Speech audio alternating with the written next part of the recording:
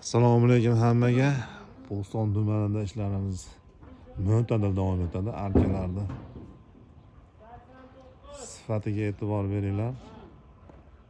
Telefonim yoki tiniq ololmayapti. O'ta go'zal holatda. Ulag'i yo'q.